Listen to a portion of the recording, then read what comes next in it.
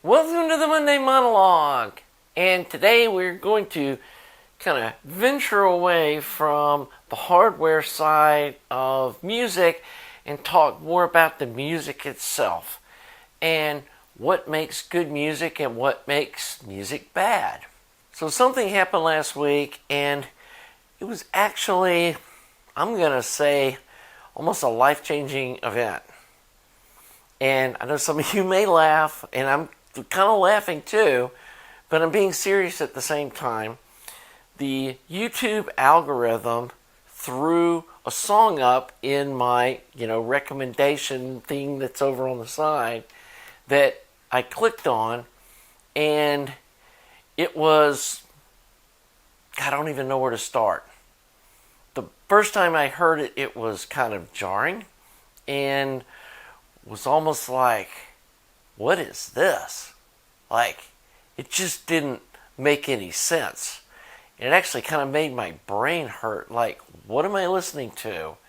And if you've never heard this, this is definitely a interesting album. And the song I heard was My Pal Foot Foot. And I'm sure some of y'all know what this is. If you don't, there's a link below to the video. You might want to stop now and go listen to it. So we're all on the same page here. So there's a lot of people that say this is the worst album ever recorded. And I can see how some people might think that. And if I just listened to the song for 15 or 20 seconds, I probably would have discounted it as the same thing and just moved on. But as human beings, I feel like that there's more to what these three girls did than 30 seconds of a strange song. And that's kind of something I want to talk about here today is, what is music, what makes it good or bad, and, who is supposed to be judging this. Now, there's some people that came out, like, they'll quote Frank Zappa saying, oh, the Shaggs were better than the Beatles. I don't know what was in his mind when he said that, but it's pretty well known that he hates the Beatles. And I think it was more using that as a slam towards the Beatles than saying that this is like the best album of all time. So, if you haven't heard the story, the father got some kind of palm reading thing about events in his life, and multiple things that were predicted in that palm reading came true. And one of them was that his three daughters would become musical stars. And so he was convinced that that was the case, that it was predestination or whatever. Some people believe in that stuff. So he pulled them out of school, got them instruments, had them start practicing. And again, I have no idea what was going on. And I read comments, people saying, oh, well, that's child abuse. Well, to me, it's no different than what so many parents do when they sign their kids up for baseball or t-ball or Pop Warner football, and they see their kid becoming a football star or whatever. He may have gone a little over the edge on like pulling him out of school to having him practice. We don't know for sure if there was other things going on. This was the mid-1960s.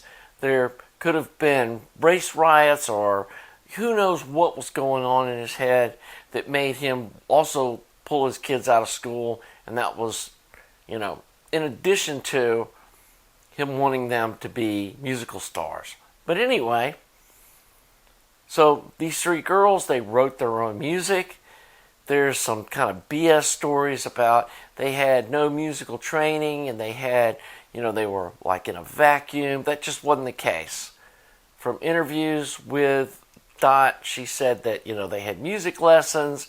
She knew how to read music, that they actually intentionally were playing the music this way. And they intentionally didn't have their guitars tuned. And they were trying to create this sound that they came up with. And there's other bands that have come up with, super radical, different sound. And whether we think or individuals think that that was a successful new sound or not is beside the point. They did come up with a very unique sound that was their own. And I have to applaud them for that and their creativity and the human spirit behind them creating this kind of legendary vinyl. And their dad thought they were good enough that he took them to a professional studio and had this album made. And they made like 100 copies of them. And they were doing some performances at this local town hall. They were doing these dances. It sounds like they were almost kind of mosh pit, kind of crazy stuff happening at these dances that they were doing way before any of that stuff was happening at other concerts. And so the music definitely brought out some emotion in the people that were listening to it, whether it was, they were hostile or whether it was, I don't know. It was definitely bringing out an emotion in people. And I think that's what art's all about, is trying to convey some sort of emotion or bring an emotional response out of the viewer or the listener. And I feel like that if art does that, then it's successful whether you like it or not. And so, again, the first time I heard this, I was like, it made my brain hurt, basically. I mean, it was so disjointed, and, I'm used to hearing like the drums kind of setting the pace, and that the rest of the band follows along with the drummer. Where in this case, the drummer's kind of just off doing their own thing, totally separate from the pace that the guitarist and the vocalist are setting. They're almost like following the song rather than the song following the drummer, if that makes sense. So I had to kind of retrain my brain. It's like, okay, don't listen to the drummer, listen to the other vocals and stuff, and just kind of push the, percussion to the background. And I started hearing some interesting harmonies, and, I'm not going to try to dig deeper into this than what it is. But after listening to, especially My Pal Foot half a dozen times, I actually like the song. I mean, I think there's something endearing about it.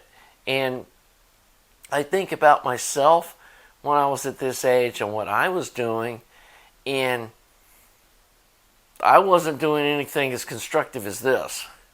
So I'll just put it that way. It was back in the 70s, and there's a lot of partying and stuff going on.